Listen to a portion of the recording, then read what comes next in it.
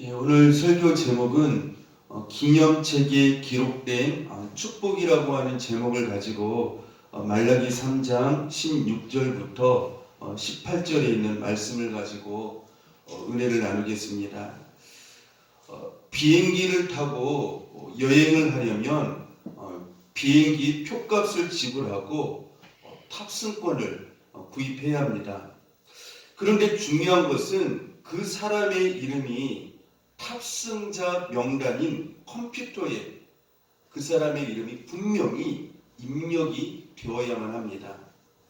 제 아무리 많은 돈을 주고 탑승권을 구입했다 하더라도 그 사람의 이름이 입력되어 있지 않으면 수속도 탑승도 불가능하게 되어진다라고 하는 것입니다. 그것은 신앙생활에서도 마찬가지입니다. 30년이나 40년 교회에 나와서 신앙생활을 하면서 봉사를 하고 직분을 맡았다고 하더라도 그의 이름이 하나님의 생명책에 입력되어 있지 아니하면, 다시 말하면 하나님의 기념책에 기록되어 있지 않으면 아무런 소용이 없다라고 성경은 우리에게 말씀해 주고 있습니다. 누가복음 10장 17절 이하에 보면은요, 주님께서 70명의 전도대를 파송한 뒤에 그들이 돌아와서 주님께 보고를 하는 자리에서 이렇게 말을 합니다. 주님의 이름이면 귀신들도 우리들에게 항복하더이다 라고 하면서 흥분하며 굉장히 즐거워하는 표정으로 와서 주님께 보고하는 모습을 볼 수가 있습니다. 그런데 주님은 이러한 제자들의 보고를 들으시면서 이런 말씀을 하셨습니다. 귀신들이 너희에게 항복하는 것으로 기뻐하지 말고 너희 이름이 하늘에 기록된 것으로 기뻐하라. 하늘에 기록된 것으로 기뻐하라 라고 말씀을 하고 있습니다. 기적을 행하고 봉사를 행하고 업적을 많이 쌓고 또 이 세상에서 많은 축복을 받는다 할지라도 그보다 훨씬 더 중요한 것이 있습니다. 그것이 무엇이냐면은 내 이름이 과연 하나님의 기념책에 기록되어 있느냐라고 하는 것입니다. 우리가 이 땅에서 아무리 잘 나가는 인생이라 할지라도, 형통하고 큰 축복을 받는 인생이라 할지라도, 또한 많은 업적을 남긴 인생이라 할지라도 하나님의 생명책에, 하나님의 기념책에 그의 이름이 기록되어 있지 아니하면 그 인생은 아무 의미가 없다라고 하는 것이죠. 진정한 축복의 인생이 아니다라고 하는 것을 성경은 우리에게 말씀해 주고 있습니다. 그러면 하나님의 기념책에 성도들의 이름이 기록되어 있다라고 하는 말은 무엇을 의미하는 것일까요? 첫 번째로 성도는 이 땅에 속한 자가 아니라 천국에 속한 자이고 하나님의 자녀라고 하는 의미입니다. 천국이 보장된 자이고 하나님이 언제나 함께 하시는 복을 가진 자라고 하는 의미입니다. 그렇기 때문에 하나님의 기념책에 성도들의 이름이 기록되어 있는 것입니다. 빌립보서 3장 20절 말씀에 보니까요, 사도 바울이 이렇게 말씀을 합니다. 따라서 해봅시다. 그러나 우리의 시민권은 하늘에 있는지라. 우리의 시민권은 하늘에 있는 자예요. 우리는 잠시 이 땅에 사는 자들에 불과해요. 우리는 본향인 천국에 가야 할 자들이라고 하는 것입니다. 왜냐하면 우리의 이름이 하나님의 기념책에, 하나님의 생명책에 기록된 자들이기 때문에, 천국에 속한 자들이기 때문에 우리는 그곳에 갈 수밖에 없다라고 성경은 말씀하고 있습니다. 하나님의 기념책에 성도들의 이름이 기록되었다라고 하는 의미는 두 번째로 성도인 나를 하나님이 사랑하시고 기뻐하심으로 창세 전에 나를 택하셨다라고 하는 의미를 가지고 있습니다. 에베소서 1장 4절부터 6절에 이렇게 말씀을 하고 있습니다. 곧 창세 전에 그리스도 안에서 우리를 택하사 우리로 사랑 안에서 그 앞에 거룩하고 흠이 없게 하시려고 그 기쁘신 뜻대로 우리를 예정하사 예수 그리스도로 말미암아 자기의 아들들이 되게 하셨으니 이는 그가 사랑하시는 자 안에서 우리에게 거저 주시는 바 그의 은혜의 영광을 찬송하게 하려는 것이라. 이렇게 말씀을 하고 있습니다. 하나님의 기념책에, 하나님의 생명책에 내 이름이 기록되어 있다라고 하는 것은 창세 전에 하나님께서 나를 어떻게 하셨다라고요? 택하셨다라고 하는 것을 의미한다라고 하는 것이죠. 그래서 하나님께서 나를 은혜로 말미암아 하나님이 나를 기뻐하셔서 무조건적으로 나를 택하셨다라고 하는 것이죠. 거기에는 어떤 이유와 근거가 없습니다. 하나님께서 무조건적인 나를 향한 사랑이고 기쁨이고 은혜라고 하는 것이죠. 그래서 그 하나님께서 나를 택하신 그 은혜에 감사해서 우리로 하여금 그 하나님을 찬송하기 위하여서 우리를 기념책에 기록하셨고 창세전에 우리를 택하셨다. 이렇게 말씀을 하고 있습니다.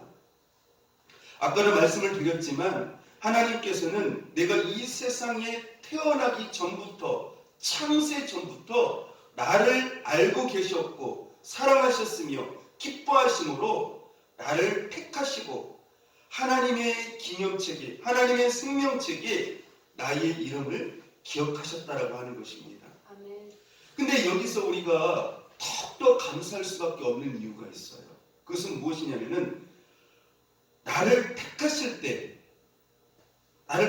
때가 언제였습니까? 내가 태어나기 전, 즉 창세 전이었다라고 말씀을 하고 있어요. 창세 전, 이 세상 온 우주 만물을 만들기 전부터 나를 알고 계셨다라고 하는 것이에요. 나를 보고 계셨고 나를 사랑하셨다라고 하는 것이죠. 그럼에도 불구하고 주님께서는 내가 어떤 주님께 거룩한 행위와 삶이 없었음에도 불구하고 이유가 없음에도 불구하고 무조건적인 은혜로 나를 사랑하시고 나를 기뻐하시며 긍휼히 여기심으로 나를 택하여 주시고 창세 전에 나를 하나님의 기념책에 하나님의 생명책에 기록해 주셨다고 하는 것입니다. 이것이 너무나도 큰 은혜인 것이에요.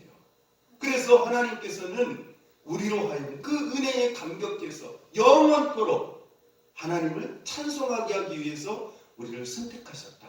기념책에 하나님의 기념책에 기록하셨다라고 말씀을 하고 있습니다. 이 부분을 사도 바울이 로마서에서 너무나도 잘 설명해 주고 있습니다. 로마서 9장 10절부터 16절에 보면은요 이렇게 말씀을 합니다. 그뿐 아니라 어떤 리브가가 우리 조상 이삭 한 사람으로 말미암아 임신하였는데 그 자식들이 아직 나지도 아니하고 무슨 선이나 악을 행하지도 아니한 때에 택하심을 따라 되는 하나님의 뜻이 행위로 말미암지 않고 오직 부르시는 이로 말미암아 서게 하려 하사라라고 말씀을 하고 있습니다. 리브가가 임신을 하였는데 그 아들들이 누구였습니까? 에서와 야곱이었잖아요. 근데 그들에게 어떤 선악간의 행함이 없을 때가 아닙니까? 없을 때였어요. 하나님께서 무조건적인 선택이었고 은혜였죠. 누구를 선택하셨습니까? 야곱을요. 야곱을. 그렇게 선택하셨다고 하는 것이죠. 그래서 하나님의 뜻이 행위로 말미암지 아니하고 오직 부르시는 이로 말미암아 서게 하려 하시니라. 이렇게 말씀을 하고 있어요. 그러니까 오늘날 우리가 이렇게 나와서 예배를 드리고 하나님 앞에 찬양을 하는 것은 내가 원인이 아니에요. 내가 근거가 아니에요. 누가 원인이에요? 하나님이 원인이에요. 하나님께서 창세 전에 나를 선택하시고 나를 기뻐하시고 나를 사랑하시고 부르셨다라고 하는 것이죠.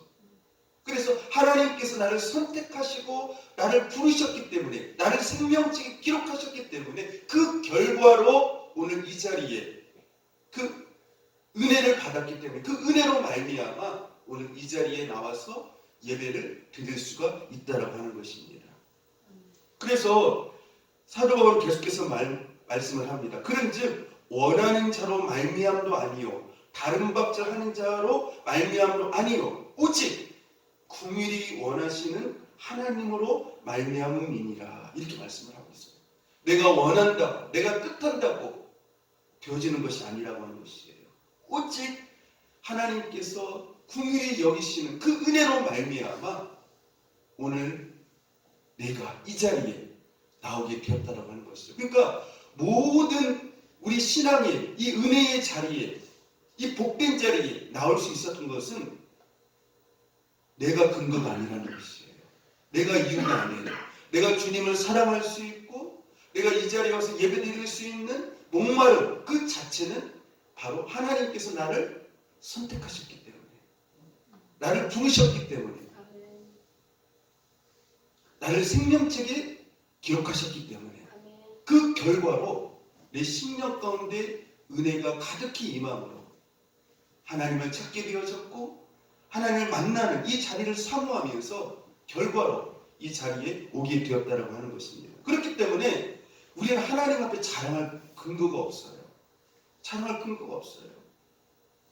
따라서 우리가 예수님을 믿어 죄사함을 받아 구원을 받고 하나님의 자녀가 된 것은 내가 원인이 되어서 즉 내가 예수님을 믿어서 그렇게 된 것이 아니라 창세 전에 하나님께서 나를 사랑하시고 기뻐하심으로 나를 택하셔서 즉 무조건적인 하나님의 은혜가 원인이 되어서 그 결과로 나의 마음에 옥토와 같은 부드러운 심령을 주심으로 예수님을 믿게 되어지는 축복을 받게 되어졌다라고 하는 것입니다.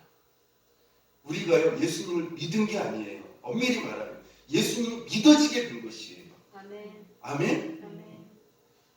믿음은 모든 사람의 것이 아니니라. 성경이 이렇게 말씀을 하고 있어요. 믿음은 모든 사람의 것이 아니에요.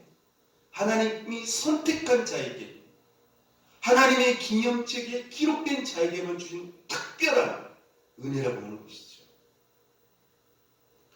비와 햇빛은 믿는 사람이나 안 믿는 사람의 일반적인 은혜는 하나님이 다 주세요. 그러나 하나님께서 선택된 자에게 기념책에 기록된 자에게 주신 특별한 은혜가 있는데 바로 그것은 믿음의 복이라고 하는 것이죠.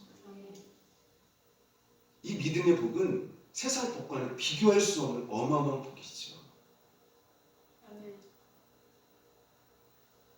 그러므로 이 축복을 여러분들이 늘 생각하면서 감사하면서 나갈 수 있는 저 여러분 될 수 있기를 바랍니다. 그래서 성도는요 힘들어도 웃으면서 살 수가 있는 것이에요. 왜요? 하나님의 기념책에 나의 이름이 어떻게 되어져 있어요? 기록되어져 있는 거예요.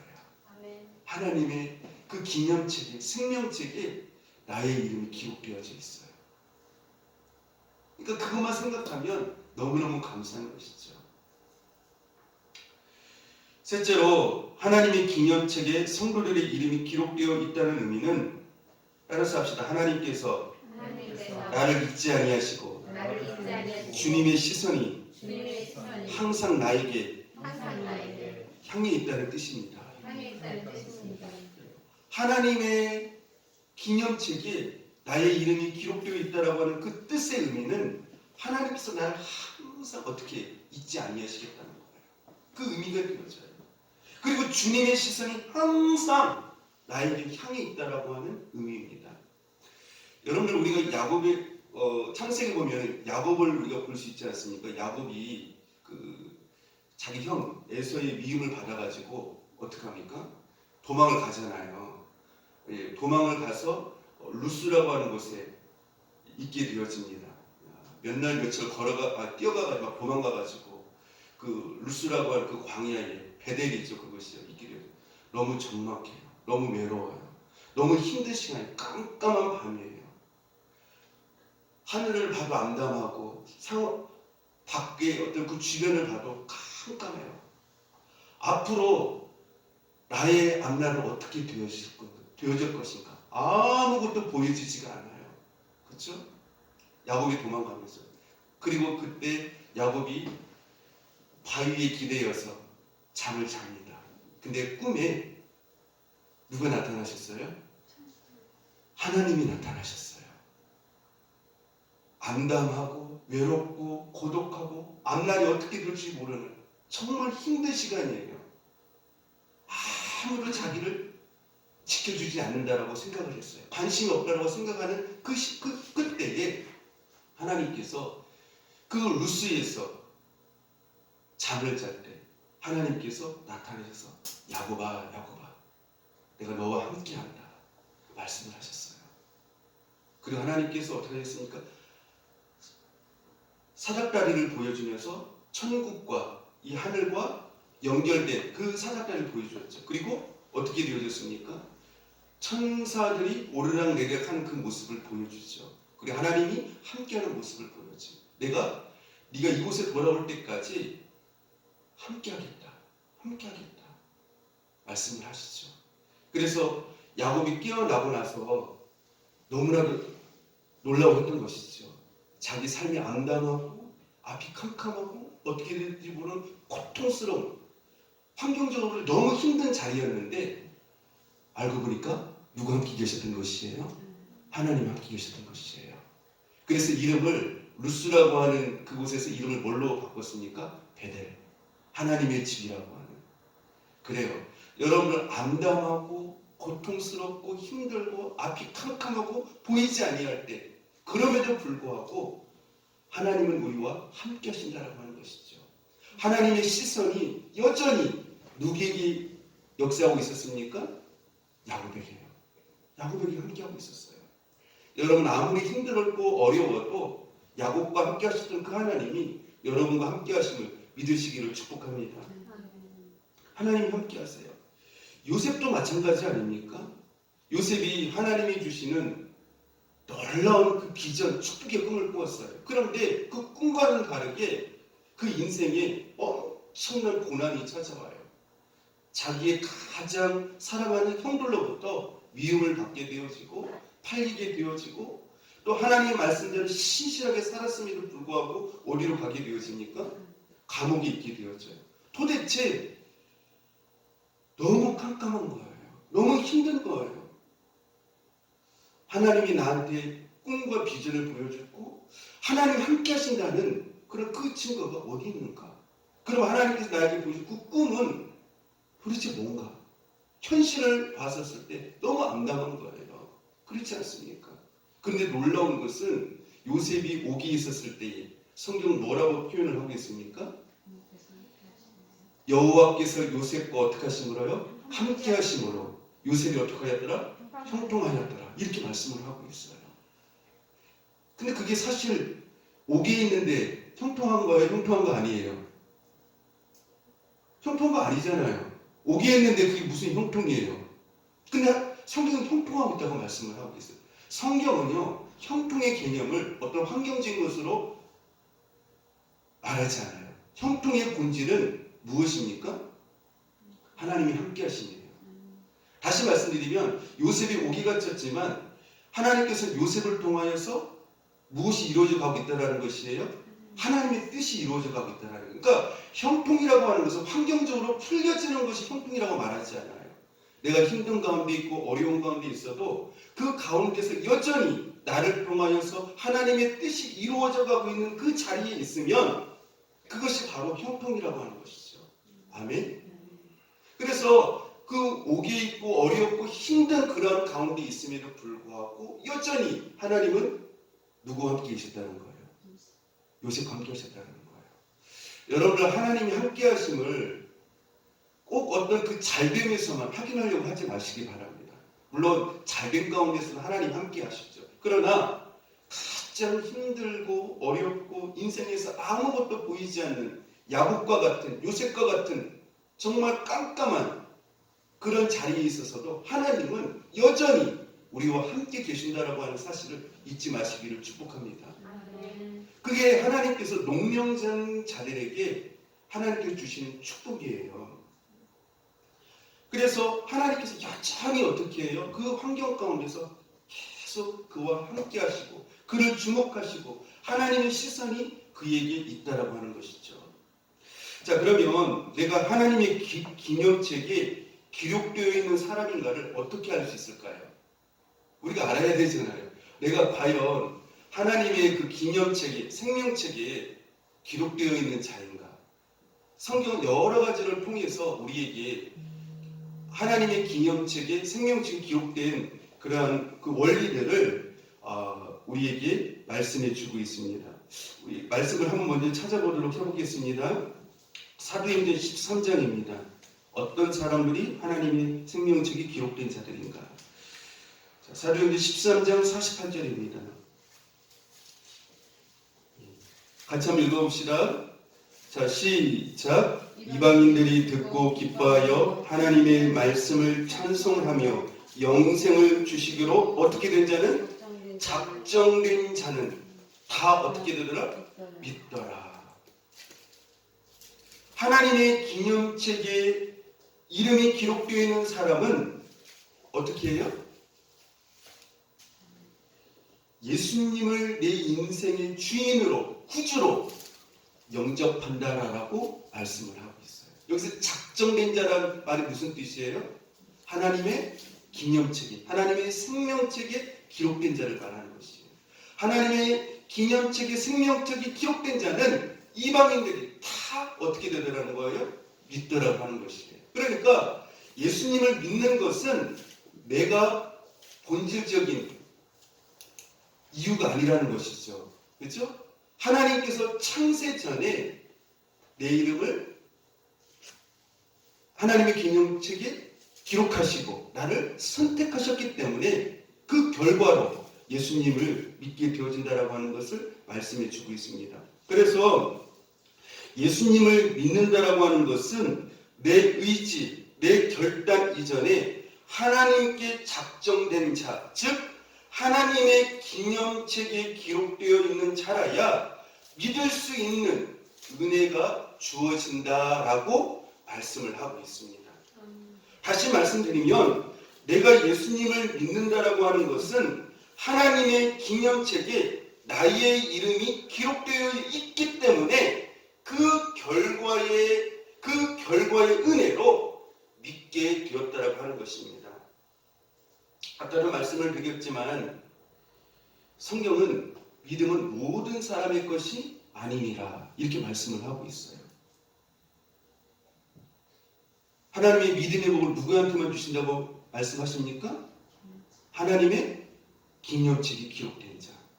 그죠? 그래서 아까 우리가 사도행전에서도 봤잖아요. 하나님께 작정된 자는 다 어떻게 해요? 영생을 주시기로 작정된 자는 다 믿더라. 이렇게 말씀을 하고 있어요. 자, 그러면 우리가 또 한 가지 여기서 짚고 넘어가야 되겠죠. 그러면 내가 예수님을 진짜로 믿고 있다는 것을 어떻게 알 수 있을까요? 우리가 그것이 또 이제 분명히 확인되어야 되지 않겠습니까? 그렇죠?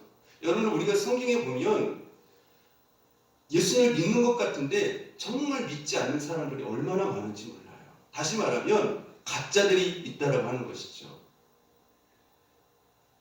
겉으로 볼 때는 예수님을 믿는 것 같은데 예수님이 보실 때, 하나님이 보실 때 가짜가 있을 수가 있다라고 하는 것이에요.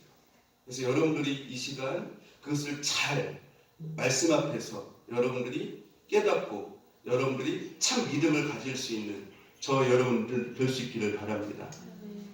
자, 그러면 내가 예수님을 진짜로 믿고 있다는 것을 어떻게 알 수 있을까? 물론 지금 예배를 드리고 있느냐, 교회를 다니느냐, 물론 이것도 중요한 근거가 될 수가 있어요. 그러나 예수님을 진짜 믿는 사람은 예수님 믿기 이전에는 내 마음대로, 내 생각대로, 내가 원하는 대로 살아도 아무렇지가 않았습니다.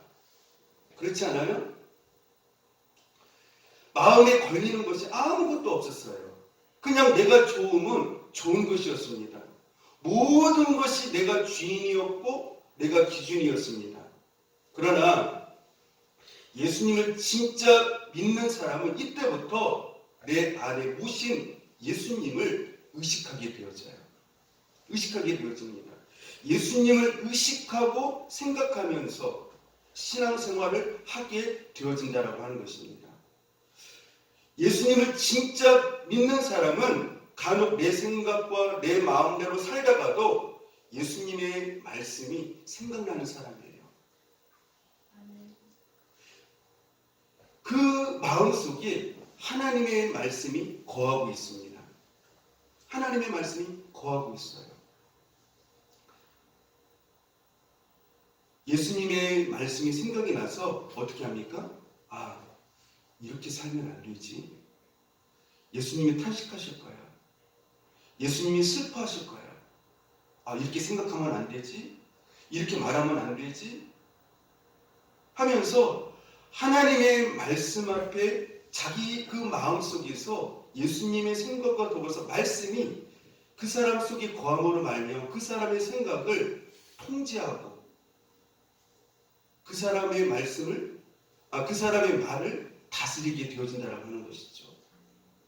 회개하며 말씀의 순종의 자리로 돌아온다라고 하는 것입니다. 시편 119편 11절 말씀에 보면은요 이렇게 말씀을 합니다. 내가 주께 범죄하지 아니하려 하여 주의 말씀을 내 마음에 두었나이다. 즉 하나님의 기념책이 기록된 사람은 하나님의 말씀이 자기 마음에 거하고 있는 사람이에요. 그래서 예수님의 말씀이 나의 생각 가운데 들어와 말씀 안에서 생각하고 행동하며 점검을 하게 되어집니다. 그리고 말씀으로 자기 인생의 브레이크를 잘 거는 사람이에요. 이러한 사람이 예수님을 진짜 영접한 사람이며 하나님의 기념책에 기록된 사람이다라고 말씀을 하고 있습니다. 두 번째로 하나님의 기념책에 이름이 기록되어 있는 사람은 회개에 민감한 사람입니다. 우리는 말씀대로 살려고 하지만 연약하여서 말씀대로 살지 못할 때가 참 많습니다. 그럴 때마다 하나님의 기념책에 기록된 사람은 괴로워하며 자기의 상한 마음을 가지고 죄를 토하며 국률하심을 구하며 예수 그리스도의 보혈을 의지하여 죄사함과 용서함 받기를 위하여서 기도하게 되어집니다. 마태복음 26장 75절에 보면 이런 말씀이 있습니다. 이에 베드로가 예수의 말씀에 답 울기 전에 내가 3번 나를 부인하리라 하심이 생각나서 밖에 나가서 심히 통곡하니라. 이렇게 말씀을 하고 있습니다. 그러니까 하나님의 사람은요, 말씀의 어떤 빗나간 삶을 살게 되어졌을 때에 그 말씀 속에서 그 자기 마음 속에서 역사하시는 그 하나님의 음성이 들려지고 생각나게 되어진다고 하는 것이죠. 그래서 그 말씀을 생각을 하면서 말씀대로 살지 그것 때문에 베드로처럼 어떻게 하게 되어진다라고요? 통곡하면서 회개하는 자리로 가게 되어진다라고 하는 것을 말씀해 주고 있습니다. 시편 6편 6절 말씀에도 보면은요 이렇게 말씀을 하고 있습니다. 내가 탄식함으로 피곤하여 밤마다 눈물로 내 침상을 띄우며 내 요를 적시나이다. 여러분 다윗을 가리켜서 하나님의 마음이 합한 사람이라고 말씀을 하잖아요. 근데 다윗도 연약하였기 때문에 때로는 말씀에서 빗나간 삶을 살았습니다. 그렇죠? 근데 다윗의 하나님 보실 때 예뻤던 점이 무엇이냐면은 그렇게 연약함으로 말미암아 죄를 지었을 때 어떻게 했다라는 것이에요? 내가 탄식함으로 피곤하여 밤마다 눈물로 어떻게 했다고 말씀을 하고 있어요? 내 침상을 띄우며 내 요를 적시나이다. 하나님의 기념책이 기록된 사람은 죄에 민감한 사람들이에요. 그 죄에 대하여서 슬퍼하면서 간절히 회개 기도를 하는 사람들이라고 하는 것입니다. 그런데 하나님의 기념책이 기록되지 않은 사람들의 삶을 한번 보십시오. 여러분들 다윗 왕과 사울 왕의 차이점이 무엇일까요? 다윗 왕이 사울 왕보다 죄를 덜 지었을까요? 아니에요. 다윗 왕도요 사울 왕 못지 않아요. 네? 남의 아내를 빼앗았죠. 살인을 저질렀죠. 얼마나 무서운 죄입니까? 또 인구수를 셈으로 말미암아 자기 때문에 7만 명이라고 하는 이스라엘 백성들이 무고하게 죽어요. 사울 왕도 엄청난 죄를 짓죠. 그런데 하나님께서는 다윗을 기뻐하세요. 사울 왕을 미워하세요. 무슨 차이일까요? 무슨 차이겠습니까? 다윗은 자기가 연약하여서 죄를 지었을 때 하나님 앞에 어떻게 했어요? 어떻게 했습니까? 내가 여호와 앞에 죄를 범하였나이다 라고 하면서 그가 신상을 적시면서 하나님 앞에 간절히 회개의 기도를 하는 것을 볼 수가 있죠. 그러니까 사울과 다윗의 다른 점은 무엇이냐? 회개의 차이예요. 하나님 앞에 그 죄를 놓고 탄식하면서 통곡하면서 회개한 다윗. 또 그러나 사울하고 죄를 지면서도 어떻게 합니까? 계속 변명을 하고, 그렇죠? 자기 이유를 대고 그러면서 그걸 무마시키죠. 하나님의 기념책에 기록된 사람은 회개에 민감한 사람이에요. 회개의 영을 가진 사람이다라고 말씀을 드릴 수가 있습니다. 여러분들 하나님의 기념책 기록되지 않은 사람의 특징이 뭐냐면요, 죄에 무감각해요. 죄에 무감각해요. 욕심과 정욕 가운데 그대로 살아가는 경우가 얼마나 많은지 몰라요. 여러분 바로 한번 보십시오. 계속해서 하나님께서 깨닫게 해주시고 깨닫게 해주시는데도 불구하고 전혀 회개하지 않아요. 그렇죠? 회개하지 않아요. 여러분 가룟유다 보십시오. 예수님께서 회개할 수 있는 충분한 여유와 시간을 주셨어요. 손가락을 넣는 자가 나를 팔자라고 마지막까지 예수님께서 기회를 주셨어요. 그런데 가룟유다는 회개하지 않고 뛰쳐나가버려요. 그리고 자기의 그 생각을 따라서 어둠의 영을 쫓아서 자기의 길을 가요. 그러나 다윗이라든지 베드로, 예레미야 같은 많은 사람들은 회개에 민감한 자들이었어요. 우리는 다 연약한 자들이에요. 누구나 다 죄를 지을 수 있는 자들이에요. 그러나 회개를 하느냐 안 하느냐, 그 차이는 어마어마한 차이예요. 그래서 다윗이 될 수 있고 사울이 될 수 있고 바로왕이 될 수가 있고 베드로가 될 수가 있고, 그것은 내가 하나님 앞에서 어떻게 반응하느냐의 차이에 달려있다고 하는 것이죠.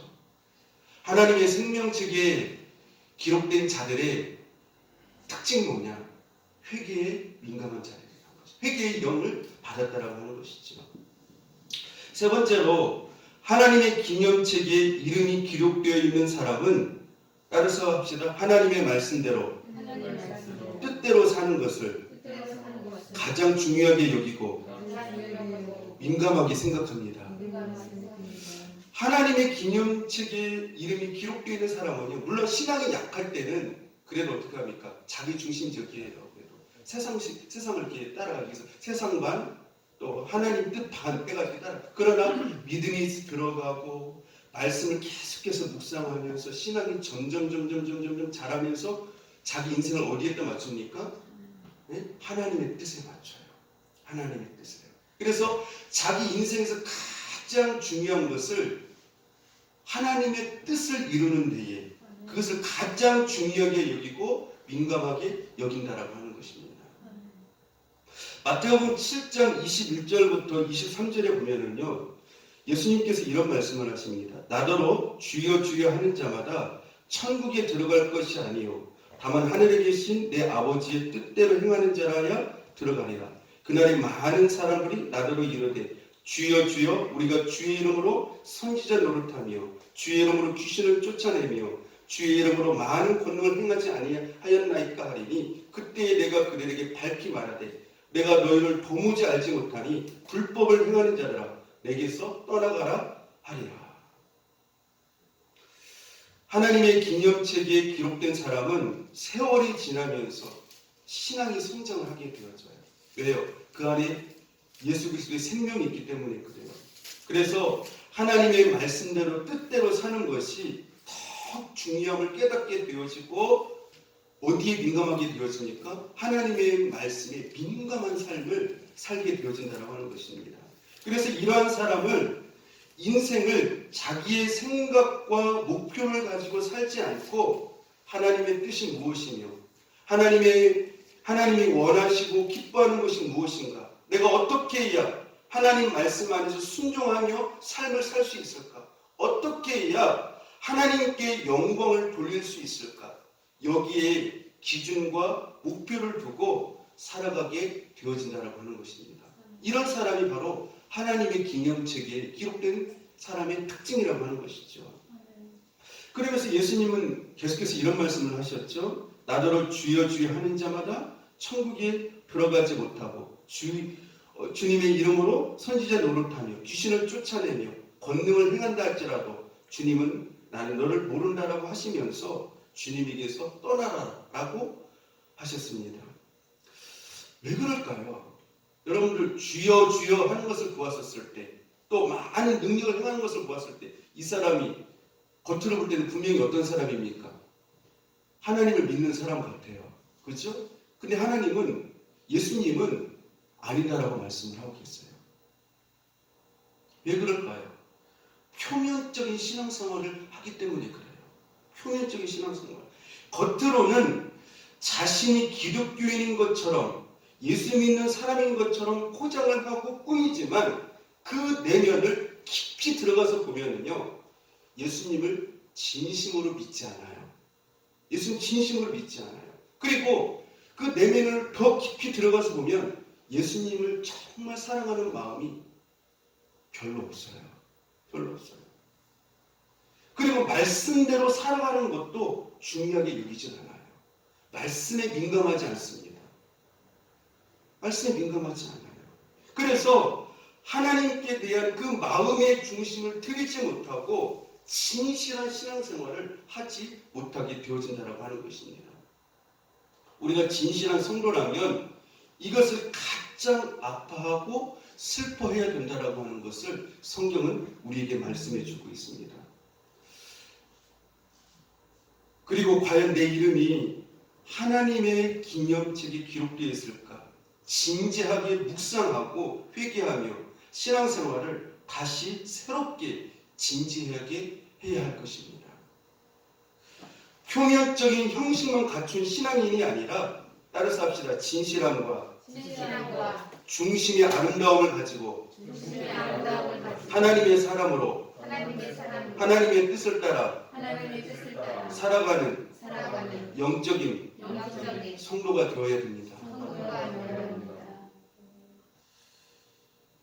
그래서 여러분의 이름이 하나님의 기념책에 기록된 사람들이라고 하는 그 증거가 그 열매를 통해서 밝히 드러날 수 있는 축복의 역사가 있기를 바랍니다.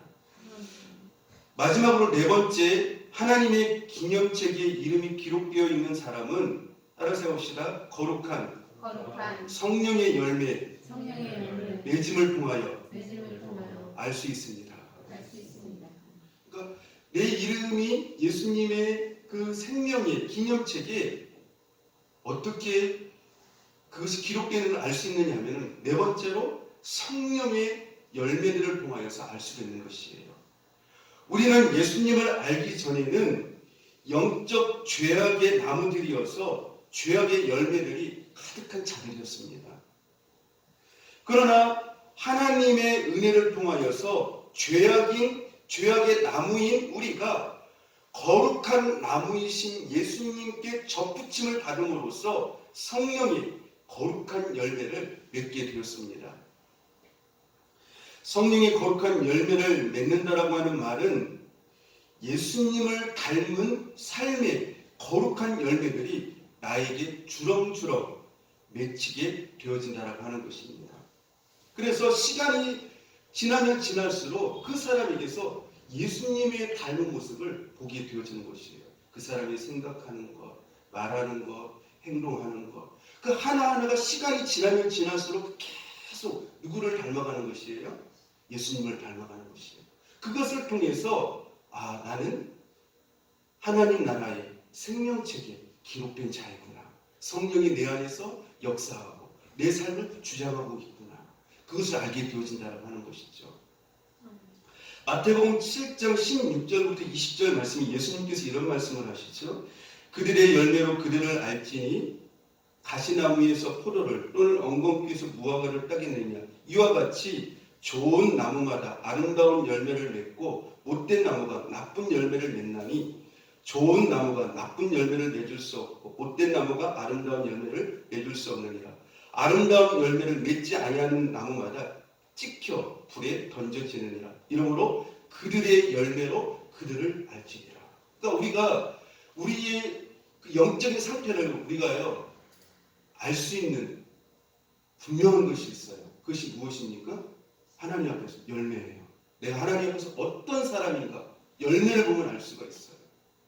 그래서 여러분들이 열매를 보고 하나님 보실 때 하나님 기뻐하신 열매들로 있다라고 한다면 내가 예수님의 그 거룩한 나무에 어떻게 되도록요? 접붙인 되도록 여러분들 그렇게 예수님께 기도하시기를 바랍니다. 그래서 예수님 나를 온전히 주장해서 시간이 지나면 지날수록 세월이 지나면 지날수록 예수님의 삶을 닮아가는 것이죠. 내가 작은 예수가 되어져 가는 것이죠. 그것을 통해서 나는 하늘나라 생명책에 기록된 자이구나. 기념책에 기록된 자이구나 라고 하는 것을 알 수 있다라고 하는 것입니다. 자, 그렇다면 마지막으로요. 하나님의 기념책에 기록된 자들은 어떻게 될까요? 성경은 한마디로 우리 이렇게 말씀을 해주고 있습니다. 너무나도 좋은 천국에 들어간다. 이렇게 말씀을 해주고 있어요. 요한계시록 우리 한번 찾아서 읽어봅시다. 21장 21절부터 27절까지입니다. 조금 길지만 그래도 중요한 말씀이니까요. 같이 읽어봅시다. 요한계시록 21장 이 천국에 대해서 이렇게 표현해주고 있어요. 천국이 어떤 곳이다. 그러면서 어떠한 자만이 천국에 들어간다라고 하는 것을 말씀해주고 있습니다. 요한계시록 21장 21절부터 27절입니다. 자, 시작. 그 12문은 12진주니 각 문마다 한 개의 진주로 되어 있고 성의 길은 맑은 유리 같은 정금이더라. 성 안에서 내가 성전을 보지 못하였으니 이는 주 하나님 곧 전능하신 이와 및 어린 양이 그 성전이시니라. 그 성은 해나 달의 비침이 쓸데없으니 이는 하나님의 영광이 비치고 어린 양이 그 등불이 되십니다. 만국이 그 빛 가운데로 다니고 땅의 왕들이 자기 영광을 가지고 그리로 들어가리라. 낮에 성문들을 도무지 닫지 아니하리니 거기에는 담이 없음이라. 사람들이 만국의 영광과 존귀를 가지고 그리로 들어가겠고 무엇이든지 속되는 것이나 가증하는 또는 거짓말하는 자는 결코 그리로 들어가지 못하되 오직 어린 양의 생명책에 기록된 자들만이 어떻게 하리라? 들어가리라. 이것은 굉장히 중요한 말씀이 있어요. 오직 어떠한 자들만이요?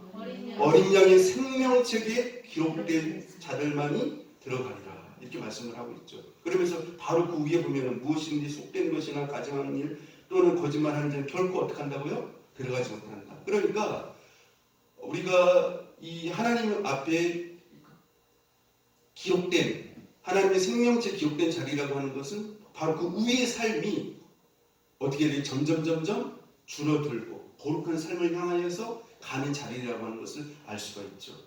그래서 생명책에 기록된 자들만이 들어간다라고 말씀을 드렸어요. 그래서 이 생명책에 기록된 것이 어떤 사람들인가? 제가 네 가지를 말씀을 드렸어요. 그렇죠? 이 네 가지 원리들을 통해서 우리는 유추해 볼 수 있는 것이죠. 우리가 직접 보지는 못하지만 드러난 어떤 내 삶의 결과들을 통하여서 내 중심을 통하여서 가치관을 통하여서 내 삶의 방향의 모습을 통하여서 내가 어떠한 사람인가를 유추해 볼 수 있다는 하는 것이죠. 그래서 여러분들 하나님 앞에서 여러분의 삶을 잘 점검하시고 우리가 하나님 앞에 다 부족한 자들이에요. 다. 그러나 다윗과 베드로처럼 우리가 늘 하나님 앞에 영적으로 민감하시고 통회하며 또 나갈 수 있는 여러분들 되시기를 바랍니다. 자, 요한계시록 13장 8절 한번 읽어봅시다. 요한계시록 13장 8절이요. 같이 한번 읽어봅시다. 같이 읽어봅시다. 자, 시작. 주님을 향한 어린 양의 생명책의 창세기로 이름이 기록되지 못하고 이 땅에 사는 자들은 다 그 짐승에게 경배하리라. 아멘. 여기 보니까요, 이름이 기록되지 아니한 사람들은 누구한테 경배한다고요? 짐승이라고 말씀을 하고 있어요. 여러분들 이 짐승의 특징이 뭡니까? 짐승의 특징이 뭐예요?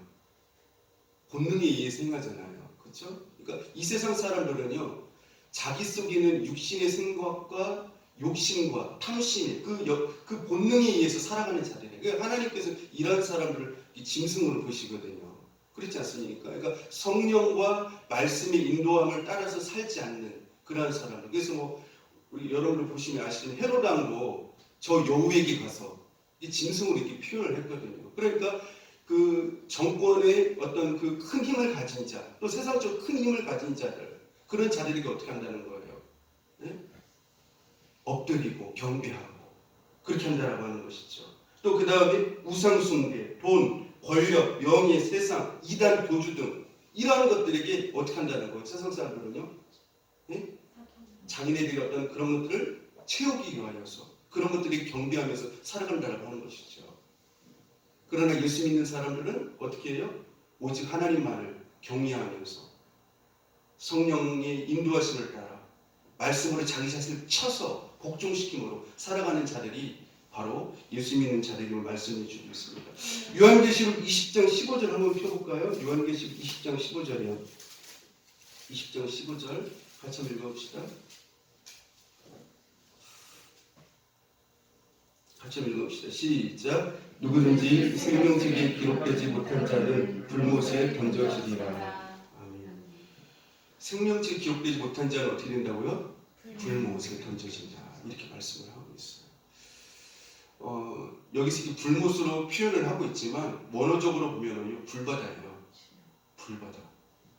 굉장히 무서운 것이죠.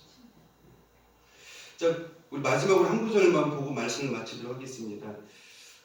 하나님께서는 그 하나님의 기념책에 생명책에 기록하셨음에도 불구하고 이러한 자는 기념책에서 지우시겠다고 말씀하셨어요. 되게 무서운 말씀이죠. 출애굽기예요. 구약 한번 찾아서 보십시다. 출애굽기 32장 33절.